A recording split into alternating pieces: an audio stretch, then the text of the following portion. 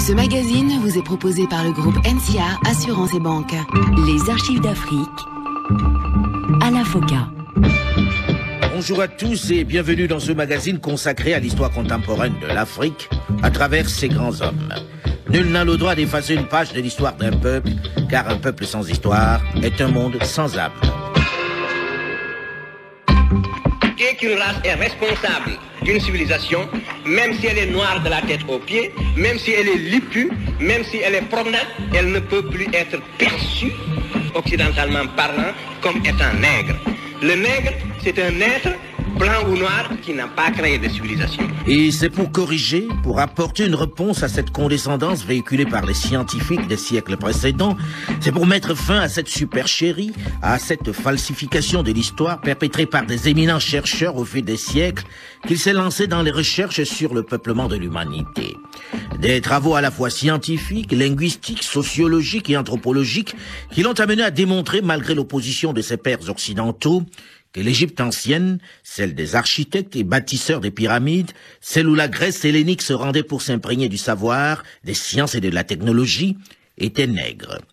Une audace, une théorie qui a fait de lui une véritable légende en Afrique et dans la communauté noire des États-Unis d'Amérique.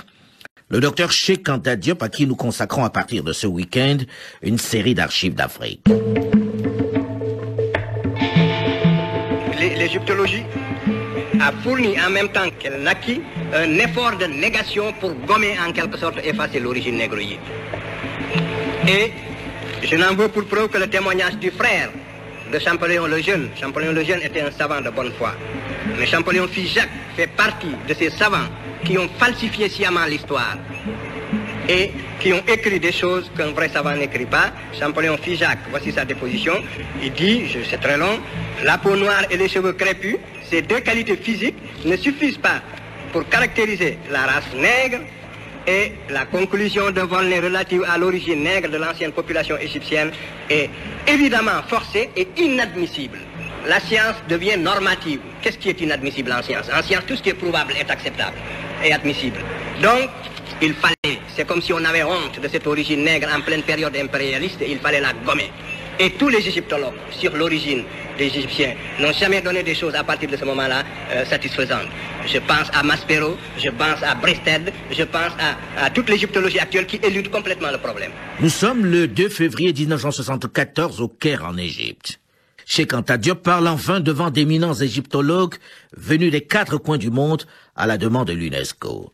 Cheikh Anta Diop. Lorsque l'UNESCO m'a demandé de participer à la rédaction de l'histoire générale de l'Afrique, j'ai dit que je ne pouvais pas, sous prétexte qu'on écrit un ouvrage de portée mondiale, n'est-ce pas, m'exprimer par des euphémismes.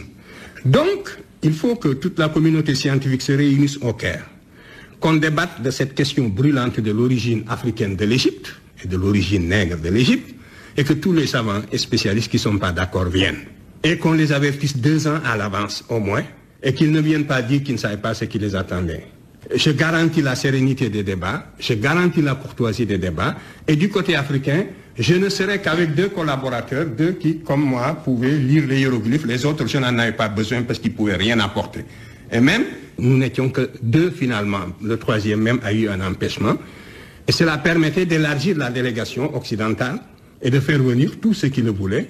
L'Amérique était représentée par son département même d'égyptologie à Luxor. L'Égypte était représentée par la cohorte de ses savants sur place. La France était représentée par ses meilleurs égyptologues, le professeur Vercouter, Leclan, qui sont tous académiciens maintenant, et Sonoron, qui était un des meilleurs pour la langue égyptienne, de Bonhomme.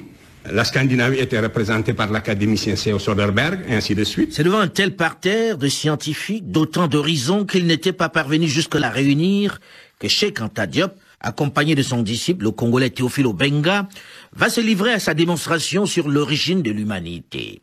Il s'appuie dans un premier temps sur une étude réalisée sur la peau des momies, prélevées dans les sarcophages, puis sur le groupe sanguin des Égyptiens, mais également sur divers témoignages pour étayer ce qu'il essayait de faire passer comme message depuis plusieurs décennies. Et j'en arrive à l'époque moderne, ce qui fait qu'en pleine époque d'esclavage, quand un savant français de bonne foi a visité l'Égypte, il n'a pas pu s'empêcher de pousser un cri. Il s'agit de Volney, qui a visité l'Égypte entre 1783 et 1785, et il décrit les Coptes.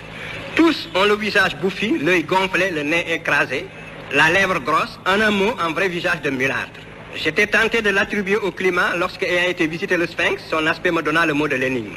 En voyant cette tête caractérisée de nègre dans tous ses traits, je me rappelais ce passage remarquable d'Hérodote où il dit, pour moi, j'estime que les Colches sont une colonie des Égyptiens, etc. Parce que comme eux, ils ont la peau noire et les cheveux crépus. Et, Volney dit plus loin, quel sujet de méditation de voir la barbarie et l'ignorance actuelle des Coptes, issus de l'alliance du génie profond des Égyptiens et de l'esprit brillant des Grecs, de penser que cette race d'hommes noirs, aujourd'hui notre esclave, est l'objet de nos mépris, et c'est là même à qui nous devons nos arts, nos sciences et jusqu'à l'usage de la parole, etc. Cheikh Anta Diop va étendre sa démonstration, sa théorie, jusqu'aux similitudes linguistiques, notamment avec sa langue nationale, le Wolof. On a dit que les Égyptiens ne connaissaient pas leurs origines, je ne suis pas d'accord. Et voici ma raison. Les Égyptiens connaissaient parfaitement leurs origines et ils l'ont exprimé dans leur langue d'une façon explicite. Alors, Kem, ça veut dire noir en égyptien ancien. Et la formation d'un collectif en égyptien ancien consiste à mettre un T au singulier, à l'adjectif ou bien au substantif. Et c'est de cette manière qu'on a formé Kemt, qui veut dire le pays noir. Et c'est là que vous faites la confusion. Hein? Parce que Kemt, ça veut dire la noire, étymologiquement. Ça veut dire la noire, absolument. Kem, ça veut dire noir, c'est l'adjectif, et Kemt, c'est la noire.